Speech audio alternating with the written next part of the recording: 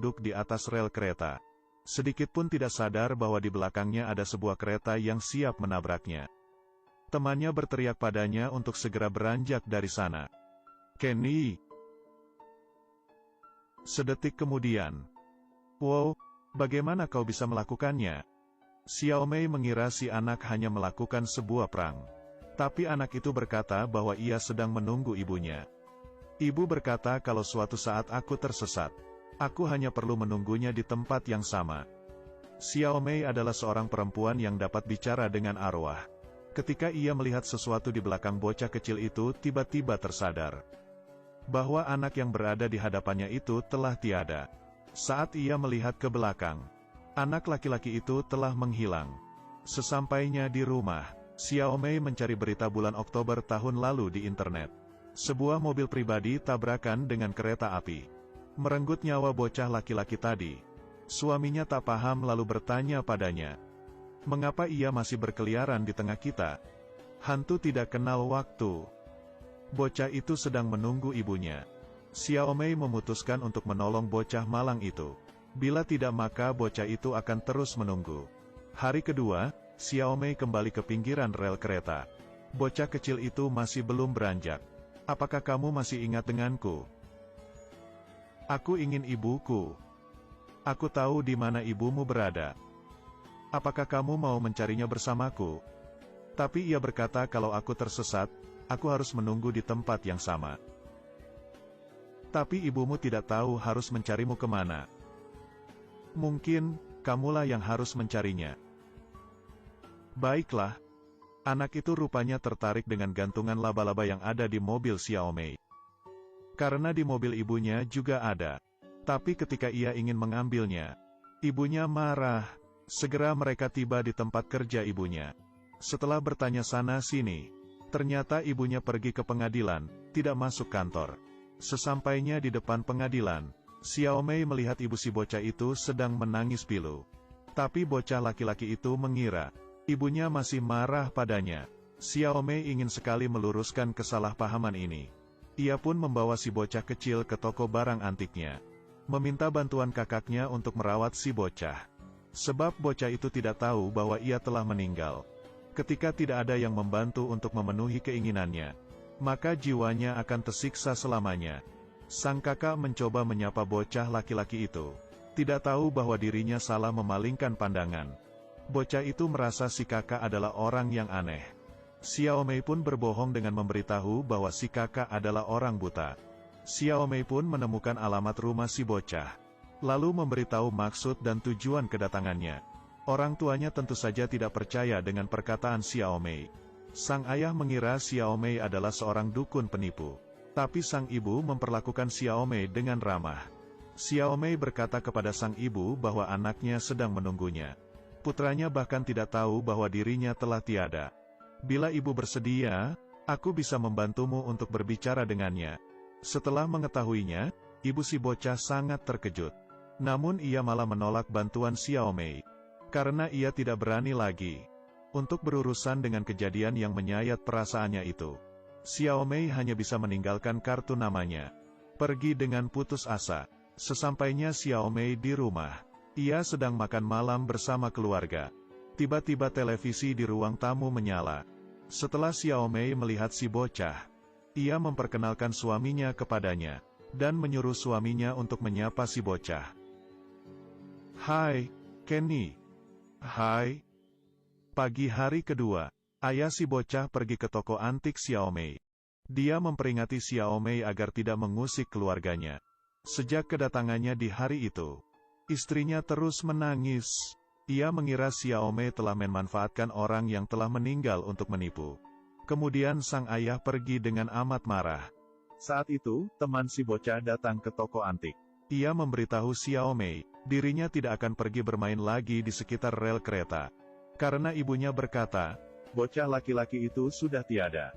Tapi bocah itu menentangnya berkata, "Aku sangat nyata." "Tidak. Ibuku berkata kamu hanya makhluk yang muncul di imajinasiku saja." Keduanya pun bertengkar hebat. Bocah itu menyuruh Xiaomei untuk membuktikan bahwa dirinya itu nyata. Tanpa menunggu Xiaomei berbicara, bocah itu kembali berkata, Aku bukanlah hantu.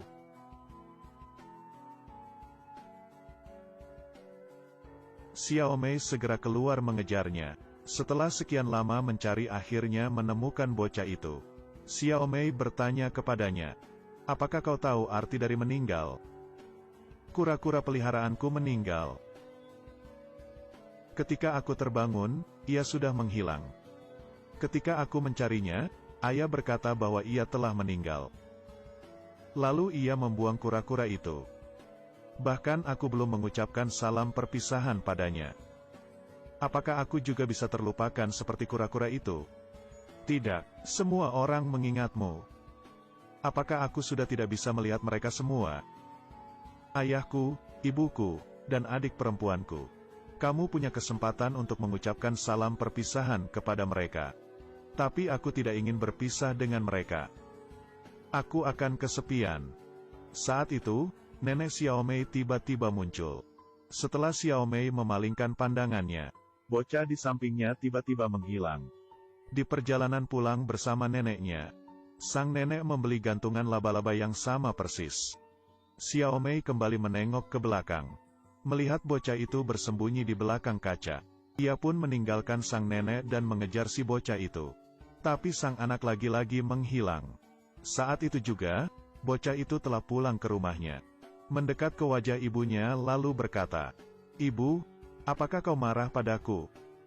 Nampaknya si ibu menyadari keberadaan putranya. Sang anak juga datang menghampiri kamar ayahnya. "Apakah kau sedang menungguku?" "Aku di sini, aku sudah pulang." "Ayah, maafkan aku. Aku tidak ingin meninggalkanmu." "Jangan menangis, ayah." Ia menjulurkan tangan seakan-akan ingin menghibur ayahnya. Tapi diam-diam sang ayah mengeluarkan sebuah pistol. Sedangkan Xiaomei dan sang kakak saat itu tengah mencari keberadaan si bocah. Dia menerima telepon dari ibu si bocah. Baru saja tiba di rumah si anak. Tanpa panjang lebar ibunya berkata, ia seperti merasakan keberadaan anaknya. Xiaomei pun menemukan si bocah di dalam kamar. Bocah itu memberitahu Xiaomei, ayahnya mungkin ingin melakukan tindakan buruk. Namun ibu si bocah berkata, suaminya telah pergi 10 menit lalu. Xiaomei pun bertanya tentang kronologi kejadian di tahun itu. Sebuah kenangan pahit pun terbesit di pikiran. Malam hari itu, dia membawa kedua anaknya pulang dengan mengendarai mobil. Saat itu, anaknya terus merengek minta diambilkan gantungan laba-laba. Sang ibu menelepon lalu memberitahu suaminya. Mobilnya sudah mogok 2 kali. Suaminya sangat emosi, karena si penjual mobil telah menjamin bahwa mobilnya tidak ada masalah. Tapi kemudian mobil itu mogok kembali, namun di atas jalur kereta. Mendengar alarm bahwa sebentar lagi kereta akan melintas, sang ibu segera membawa turun putranya dari mobil, dan juga menggendong putrinya lalu kabur. Namun ketika ia melihat ke belakang, ternyata putranya kembali masuk ke dalam mobil, pergi mengambil gantungan laba-laba tadi. Kenny.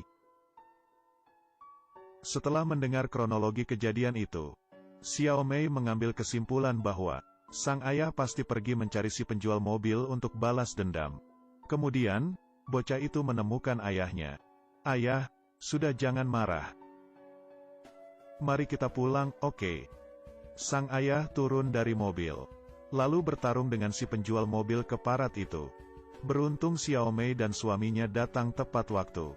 Pergi mencegah tindakan ayah si bocah itu. Namun sedetik kemudian, sang ayah malah mengeluarkan pistolnya.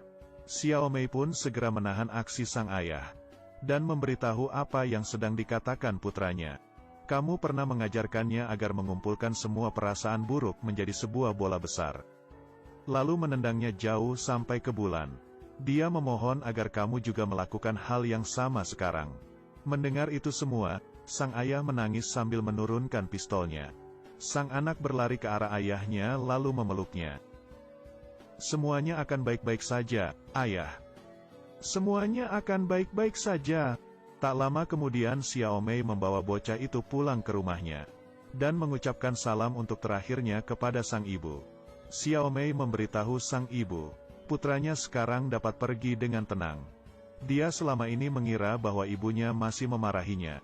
Sang ibu berkata, semuanya adalah salah dia. Harusnya dia meyakinkan diri bahwa putranya sudah tidak ada di mobil. Saat itu sang ibu nangis terisak-isak.